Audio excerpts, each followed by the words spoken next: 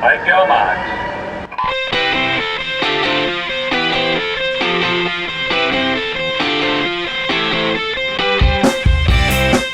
You're listening to the Pool Boy Podcast.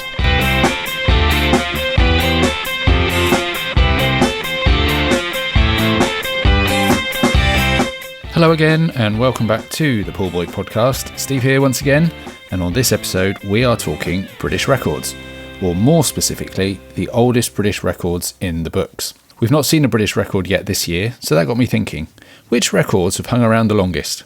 It's these two. Rebecca Adlington is bringing it home for Great Britain in absolutely unbelievable fashion. Her arms are still going, her legs are still pumping. She's driving for the wall. The world record, it's gone by 2.1. A massive, massive world record. Davies having a crack at Hackett, trying to stay as close. Davies third. I doubt whether Davies can get a gold. He's certainly in the mix. He'll get a medal. And we have to applaud Davies too.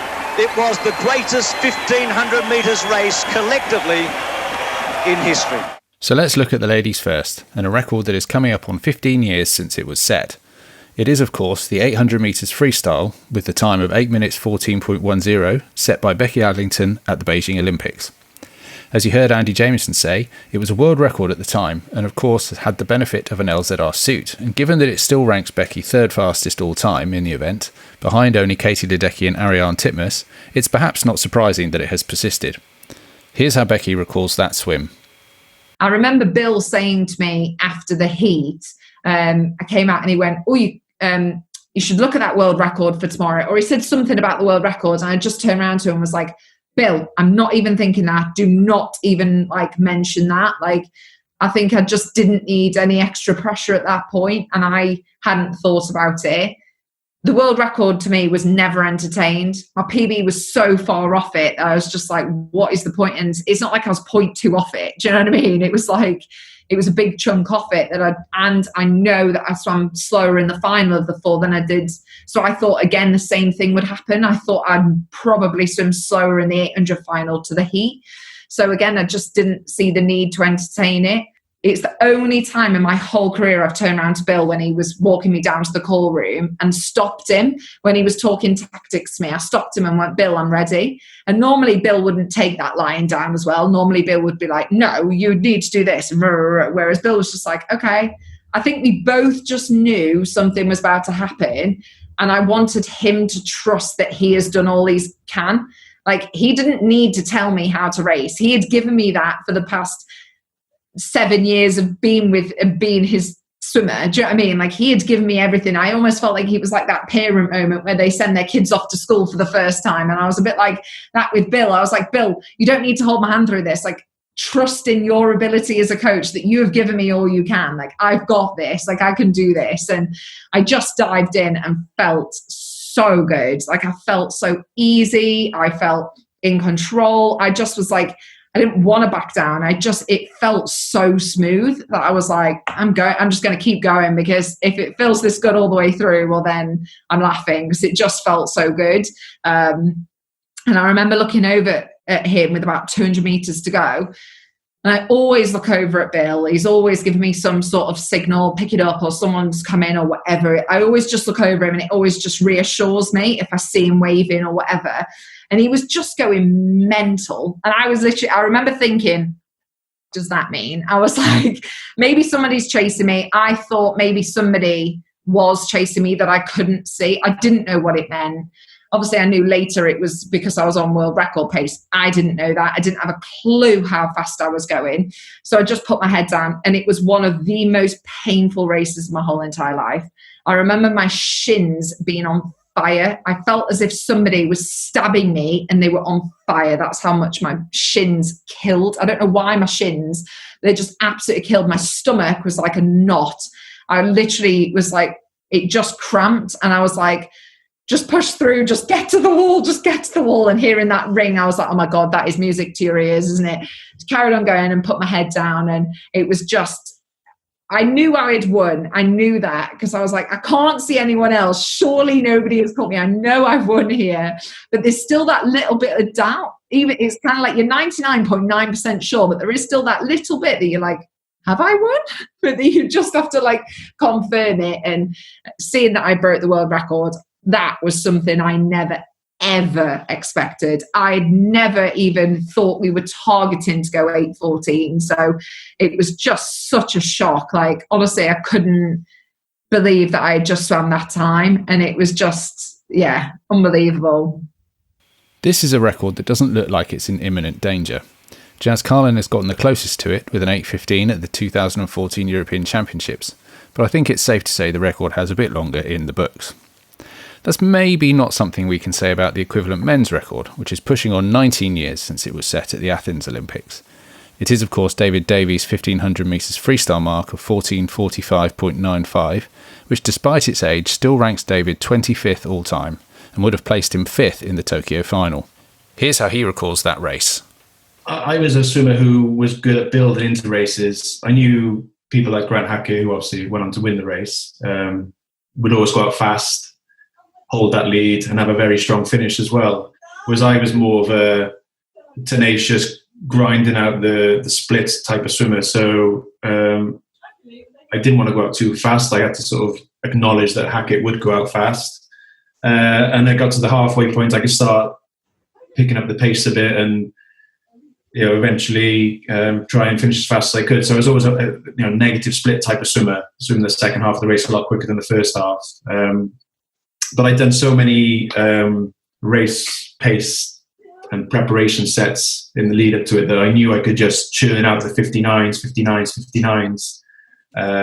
which I hadn't done in the race before because I only just broken the 15 minutes twice. But I knew I can get down into the 1440s by doing these 59 splits. And I'd just done it so many times that luckily and thankfully it clicked in, and I think that's what I did. I think I averaged 59.2, something like that, which got the 14:45.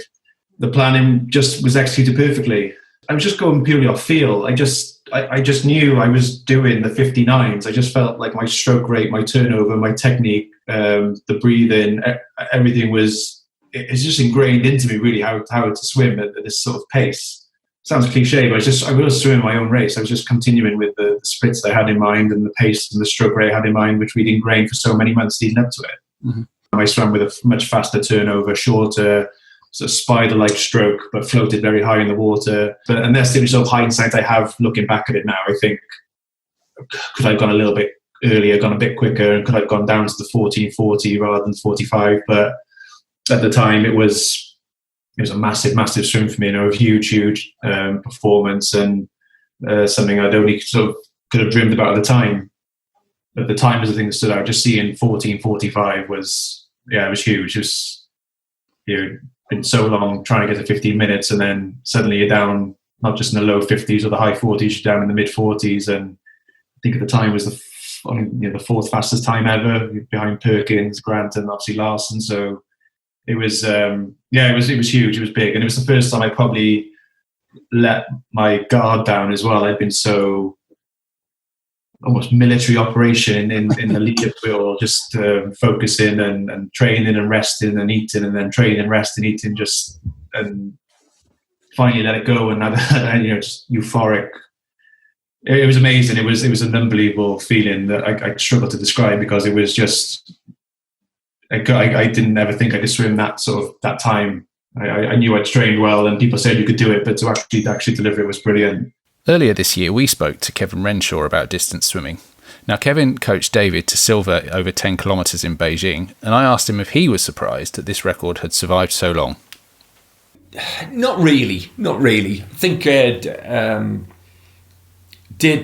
David's record at 14:45, he virtually repeated it in 2008.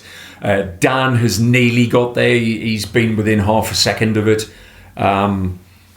And has Dan had the ability to do it, got the ability to do it? Yeah, he has. It just hasn't worked out that way. He's been very, very close.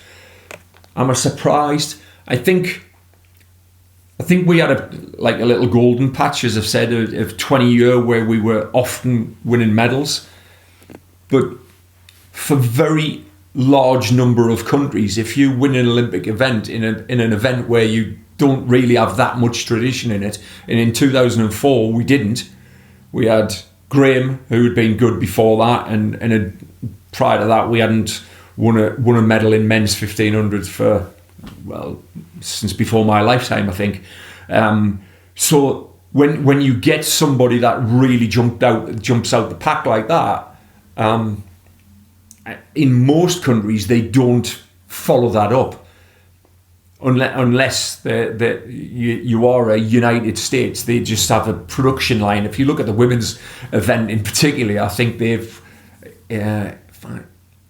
I know this stat, 8 out of the last 11 Olympic Games in the 800 freestyle, the US women have won it 8 times.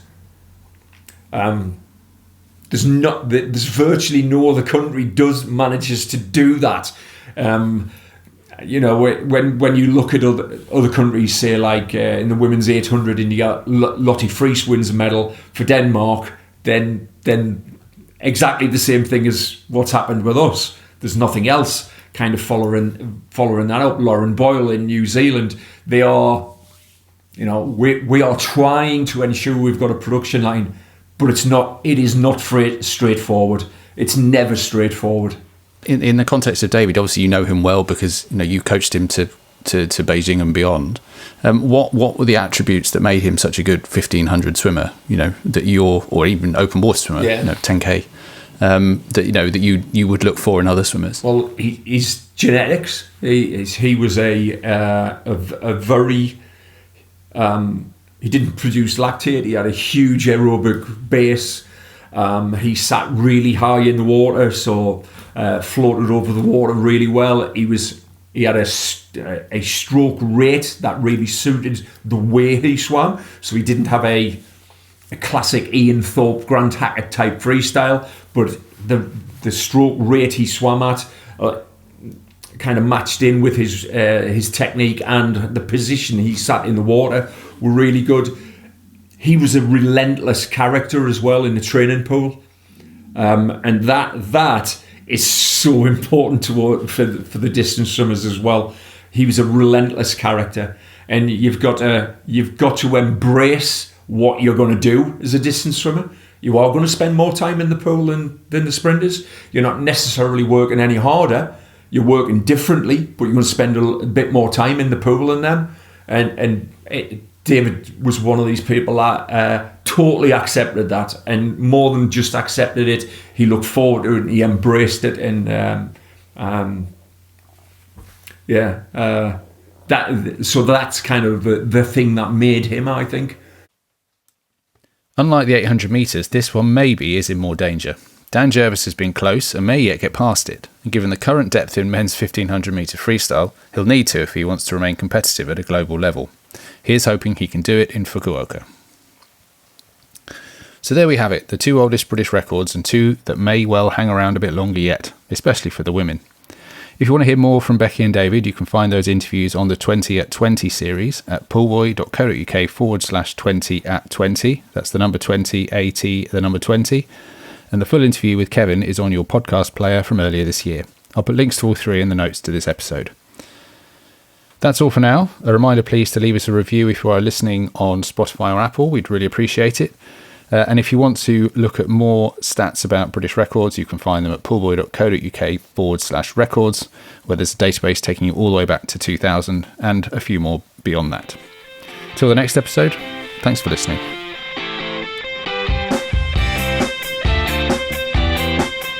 You've been listening to a Poolboy podcast special. For more episodes, visit www.poolboy.co.uk/podcast.